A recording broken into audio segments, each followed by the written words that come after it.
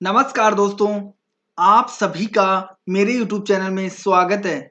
सबसे पहले तो अगर आपने मेरे चैनल को सब्सक्राइब नहीं किया है, तो सब्सक्राइब बटन पर क्लिक करके सब्सक्राइब कर लीजिए और पास में जो घंटी का बटन दिख रहा है उस पर क्लिक करके ऑल नोटिफिकेशन को ऑन कर लीजिए, जिससे जैसे ही मेरे चैनल पे नई वीडियो अपलोड होगी उसकी सूचना तुरंत आपको नोटिफिकेशन द्वारा दे दी जाएगी। और वीडियो को लाइक नहीं किया तो वीडियो को लाइक कर लें और दोस्तों के साथ शेयर जरूर करें। इस वीडियो में मैं आपको उन मोस्ट इम्पोर्टेंट प्रश्नों के बारे में बताऊंगा जो एग्जाम की दृष्टि से बहुत ही ज़्यादा महत्वपूर्ण है और इन प्रश्नों के एग्जाम में आने की संभावना बहुत ही ज़्यादा है और ये पिछली परीक्षाओं में भी बहुत बार पूछे जा चुके हैं और आने वाली परीक्षा में भी इन प्रश्नों के आने की संभावना बहुत ही ज़्यादा है। तो आप इन प्रश्नों को अच्छे से रट लीजिए, याद कर लीजिए, ताकि आप परीक्षा में पूरे में से पूरे मार्क्स ला सके।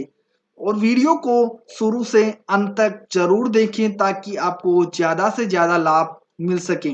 तो चलिए प्रश्न पर चलते हैं। पहला प्रश्न है, चेचक के प्रति टीकाकरण में समावेश किया जाता है। पहला ऑप्शन है हरे जर्मों का, दूसरा ऑप्शन है जीवित प्रतिरक्षियों का, तीसरा ऑप्शन है दुर्बल जर्मों का, चौथा ऑप्शन है इनमें से कोई नहीं। इसका दूसरा ऑप्शन जीवित प्रतिरक्षियों का सही उत्तर है। अगले प्रश्न पर चलते हैं। पेचिश रोग के लिए उत्तरदायी प्रोटोजोआ है। पहला ऑप्शन है एंट अमीबा, दूसरा ऑप्शन है ट्रिपेनोसोमा, तीसरा ऑप्शन है अमीबा, चौथा ऑप्शन है इनमें से कोई नहीं। इसका पहला ऑप्शन एंट अमीबा सही उत्तर है। अगले प्रश्न पर चलते हैं। आंखों की दूरदृष्टि की बीमारी किसके कारण होती है। पहला ऑप्शन है रेटिना के छोटा होने से, दूसरा ऑप्शन है नेत्र गोलक के छोटा होने से, तीसरा ऑप्शन है पुतली के फैलने से, चौथा ऑप्शन है इनमें से कोई नहीं।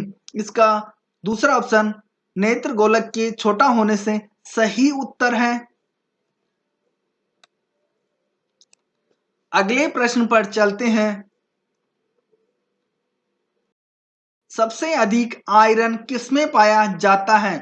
पहला ऑप्शन है केला, दूसरा ऑप्शन है हरी पत्तेदार सब्जियां, तीसरा ऑप्शन है दूध, चौथा ऑप्शन है सेब। इसका दूसरा ऑप्शन हरी पत्तेदार सब्जियां सही उत्तर है।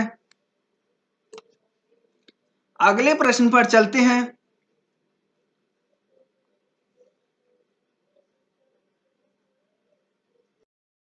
निम्नलिखित में से किस विटामिन की कमी के कारण मसूड़ों से रक्त आता है और दांत हिलने लगता है। पहला ऑप्शन है विटामिन ए, दूसरा ऑप्शन है विटामिन बी, तीसरा ऑप्शन है विटामिन सी, चौथा ऑप्शन है विटामिन डी। इसका तीसरा ऑप्शन विटामिन सी सही उत्तर है। अगले प्रश्न पर चलते हैं। निम्नलिखित में से कौन सी मद विटामिन है। पहला ऑप्शन है कैरोटीन, दूसरा ऑप्शन है इंसुलिन, तीसरा ऑप्शन है रिबोफ्लेविन, चौथा ऑप्शन है इनमें से कोई नहीं। इसका तीसरा ऑप्शन रिबोफ्लोविन सही उत्तर है। अगले प्रश्न पर चलते हैं। शरीर में हीमोग्लोबिन का कार्य है। पहला ऑप्शन है ऑक्सीजन का परिवहन, दूसरा ऑप्शन है लौह का उपयोग, तीसरा ऑप्शन है रक्ताल्पता को रोकना, चौथा ऑप्शन है जीवाणु को नष्ट करना। इसका पहला ऑप्शन ऑक्सीजन का परिवहन सही उत्तर है।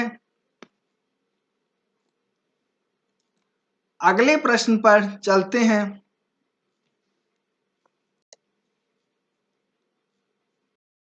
जब एक व्यक्ति वृद्ध हो जाता है तो सामान्यतः उसका रक्त का दाब पहला ऑप्शन है घट जाता है, दूसरा ऑप्शन है बदलता रहता है, तीसरा ऑप्शन है उतना ही रहता है, चौथा ऑप्शन है बढ़ जाता है।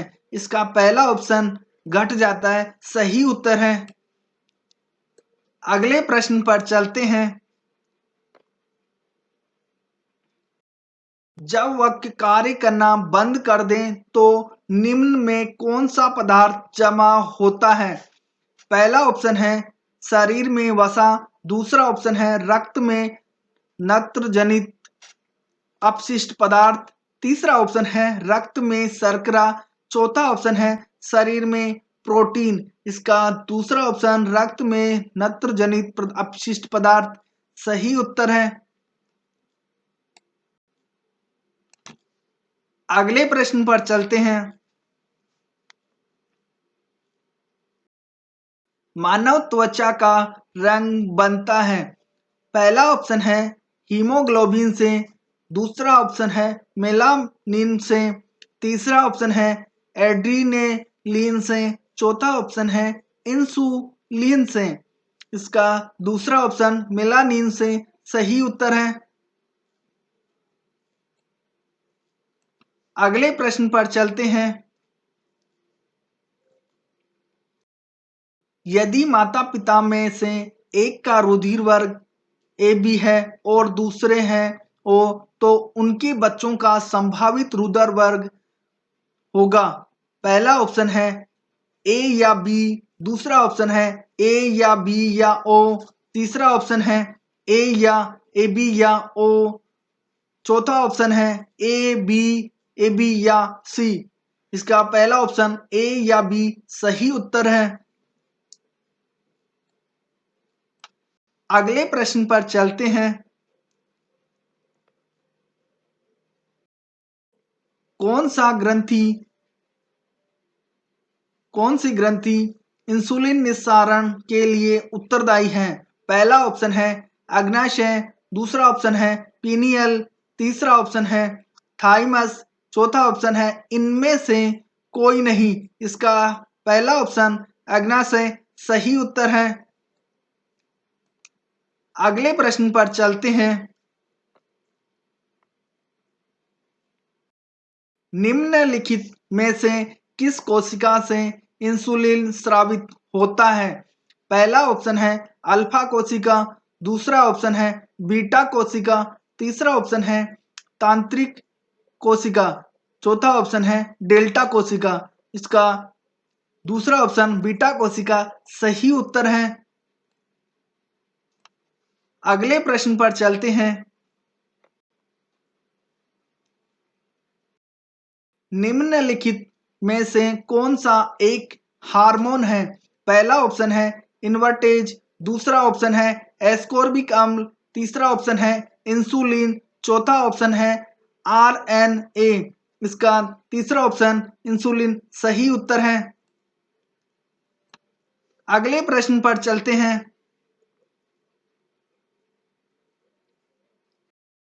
मानव शरीर की कौन सी ग्रंथि एक साथ अंतःस्रावी तथा बहिःस्रावी दोनों ही तरह कार्य करती है? पहला ऑप्शन है अग्नाशय, दूसरा ऑप्शन है थायराइड, तीसरा ऑप्शन है पीयूष, चौथा ऑप्शन है यकृत। इसका पहला ऑप्शन अग्नाशय सही उत्तर है।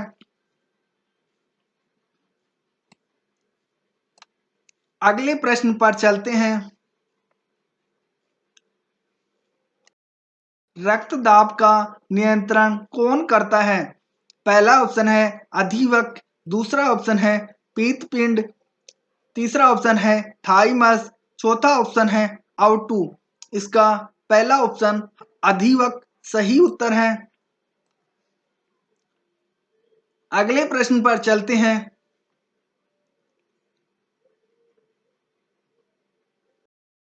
जीवन रक्षक हार्मोन किस ग्रंथि से स्रावित होते हैं?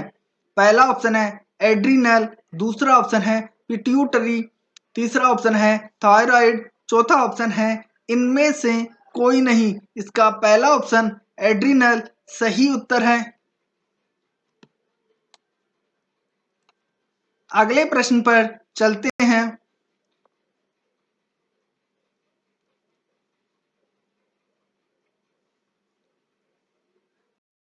कौन सा हार्मोन लड़ो उड़ो हार्मोन कहलाता है? पहला ऑप्शन है इंसुलिन, दूसरा ऑप्शन है एड्रिनेलिन, तीसरा ऑप्शन है ऑक्सीटोसिन, चौथा ऑप्शन है एस्ट्रोजेन। इसका दूसरा ऑप्शन एड्रिनेलिन सही उत्तर है। अगले प्रश्न पर चलते हैं।